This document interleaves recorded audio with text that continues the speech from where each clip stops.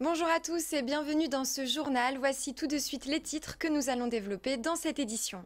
Plus d'un étudiant sur deux souhaite créer son entreprise. Pour les aider et les accompagner dans leurs projets, le gouvernement a mis en place en 2014 un statut national spécifique, celui d'étudiant entrepreneur. On vous en dit plus dans un instant. Un festival placé sous le thème de la solidarité. L'association Espérer 95 a eu cette idée pour faire parler d'elle et de ses actions en faveur de la lutte contre l'exclusion et les inégalités sociales. Cours de danse, concours de cuisine, tout cela dans la plus grande convivialité. On sera sur place dans ce journal. Mais d'abord, on s'intéresse aux étudiants qui souhaitent créer leur entreprise. Ils sont plus d'un sur deux. Pour les aider et les accompagner dans leurs projets, le gouvernement a créé en 2014 un statut national spécifique, celui d'étudiant entrepreneur. Ce dispositif, présenté comme unique en Europe, permet aux étudiants d'adapter leurs horaires tout en bénéficiant de lieux de travail, de conseils et de suivi pour la création de leurs entreprises. Le reportage de Philippe Emal. Oriane est étudiante en master entrepreneur à l'ESSEC de Cergy. Mais ce n'est pas une étudiante comme les autres, elle est aussi chef d'entreprise.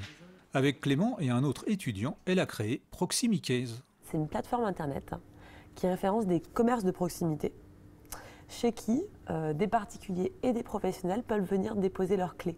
Donc on parle de clés d'appartement, clés de parking, clés de bureau.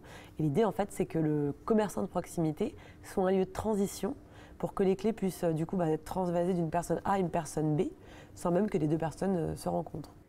Si Oriane a pu créer son entreprise en étant étudiante, c'est qu'elle a un statut particulier, celui d'étudiant entrepreneur. Un statut national délivré par les pôles étudiants pour l'innovation, le transfert et l'entrepreneuriat, appelé PEPIT. Comme tous les étudiants entrepreneurs, Oriane peut suivre ses études tout en bénéficiant d'horaires et de dispositifs d'accompagnement. Des ateliers thématiques, du coaching personnalisé, des accès à des espaces de coworking et au réseau des entrepreneurs.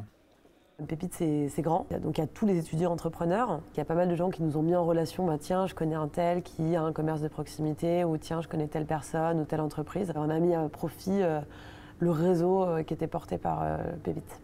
Créé à la rentrée 2014, il existe 29 pépites en France. L'université de Cergy-Pontoise fait partie de la pépite Vallée de Seine, comme tous les établissements d'enseignement supérieur de l'agglomération. Le Pépite Vallée de Seine compte un petit peu plus de 200 étudiants entrepreneurs, c'est le deuxième Pépite de France. Et donc on accompagne les étudiants volontaires et qui ont demandé ce statut dans leur projet entrepreneurial. Pour accéder au statut, il faut être titulaire du bac et âgé de moins de 26 ans, donc potentiellement c'est les étudiants de différents niveaux. Comme Oriane, les jeunes diplômés sont de plus en plus nombreux et de plus en plus jeunes à vouloir se lancer dans l'entrepreneuriat. En 2016, un peu plus de 1400 étudiants ont bénéficié de ce statut national, un chiffre qui a doublé depuis sa création. On vous l'annonçait il y a quelques jours, la probable augmentation du prix du pass Navigo. C'est désormais officiel. À partir du 1er août, le forfait mois passera de 73 € à 75,20 €. Une hausse qui doit permettre au syndicat des transports d'Île-de-France d'engranger 70 millions d'euros de bénéfices supplémentaires par an. L'objectif affiché, faire évoluer la qualité de service en investissant massivement pour moderniser le réseau francilien. À noter que le Conseil du STIF a également voté la création d'un forfait Navigo Jour. À compter du 1er janvier 2018, il permettra aux voyageurs de se déplacer en fonction de leurs besoins réels dans n'importe quelle zone sans forcément inclure Paris. Un petit coup de pouce à présent pour des jeunes au parcours semé d'embûches mais néanmoins exemplaires. Le conseil départemental a décerné le prix de l'égalité des chances à 7 étudiants. Une récompense accompagnée d'une bourse comprise entre 3 et 6 000 €, censée leur permettre de réaliser un projet professionnel. Ce concours, dont c'était la 5e édition cette année, s'adresse aux jeunes valdoisiens de moins de 26 ans qui suivent un parcours scolaire remarquable et qui dans le même temps mènent des actions citoyennes. Je vous propose d'écouter l'une des lauréates. Nous l'avons interviewée avec Angélique Boilet. J'ai obtenu un prêt de 5 000 €. Ça va me servir à payer une partie de mes frais à l'étranger puisque là dans quelques jours je vais faire ma 3e année à Melbourne, donc c'est un échange à l'université. Et donc ce prix, c'est un gros coup de pouce pour moi pour m'aider à financer ma vie de tous les jours, le loyer, l'alimentation, et ça m'allège d'un poids énorme. Si je n'avais pas eu ce prix, j'aurais été contrainte de contracter un prêt, et c'est vrai que ça m'inquiétait un petit peu de ne pas avoir encore démarré ma vie professionnelle et d'avoir déjà ça sur les épaules. Venir en aide aux plus défavorisés, c'est aussi ce qui motive les membres d'Espérer 95. Et pour faire passer son message, l'association a eu l'idée d'organiser un festival ce mardi au Dôme de Pontoise. En partenariat avec différentes structures du monde associatif, l'événement avait surtout pour but de faire connaître les nombreuses actions d'Espérer 95 qui militent depuis de nombreuses années contre l'exclusion, les injustices et les inégalités sociales. On vous y emmène dans ce reportage. La convivialité, voilà le maître mot du festival Fête Espérer, organisé ce mardi par l'association Espérer 95.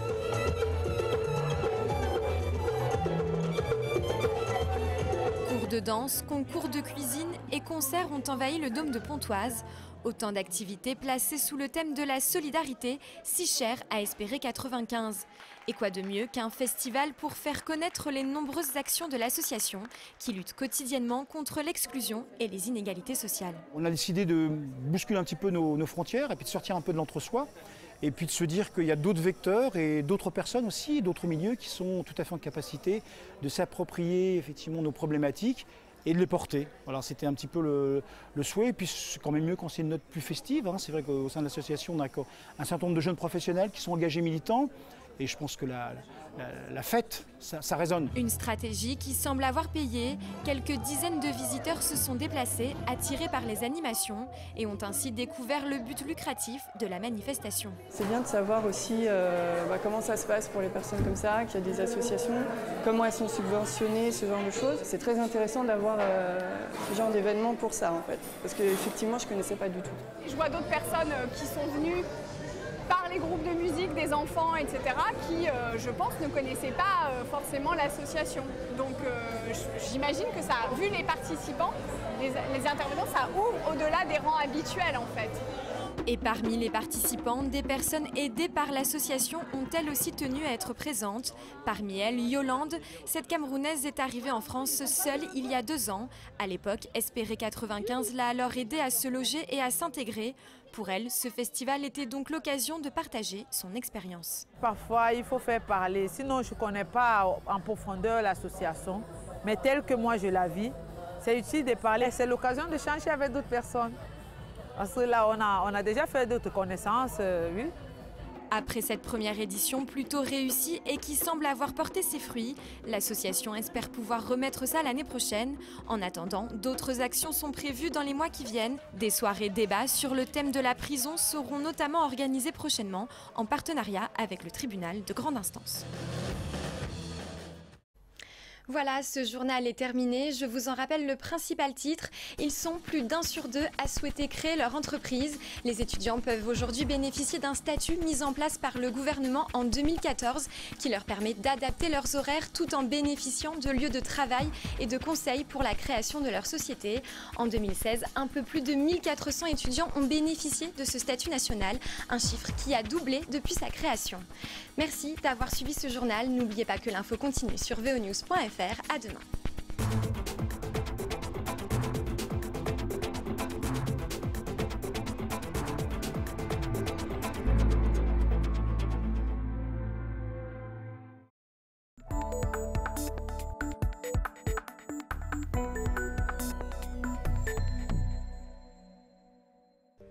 Visiter le musée de l'outil, c'est rentrer dans l'univers d'un homme aux multiples facettes, Claude Pijard. Après avoir été carrossier, Claude revient à ses premiers amours, le travail du fer. Il ouvre sa forge et se met à collectionner les outils agricoles pour en comprendre les techniques de fabrication. Au fur et à mesure, la collection s'étoffe avec l'envie de partager ses 2 passions. En 1977, il ouvre avec sa femme son musée de l'outil. Claude Pijard, c'est un collectionneur, mais avant d'être un collectionneur, c'est un forgeron.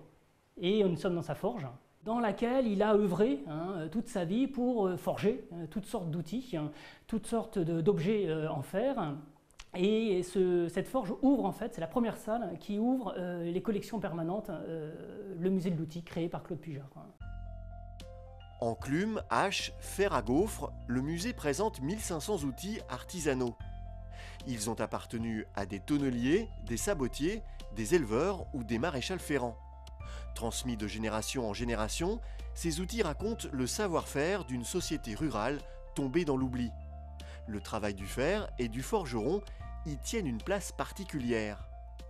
Le temps fort, j'allais dire, de cette collection, c'est cette collection d'enclumes, qui est quand même des pièces remarquables, puisque la plus ancienne enclume date du XIVe siècle, coulée dans la masse en fer. On a des pièces assez particulières, des C, un C comme la lettre C, qui est en fait l'ancêtre de la perceuse, pour percer un peu dans toutes les positions possibles des feuilles de métal.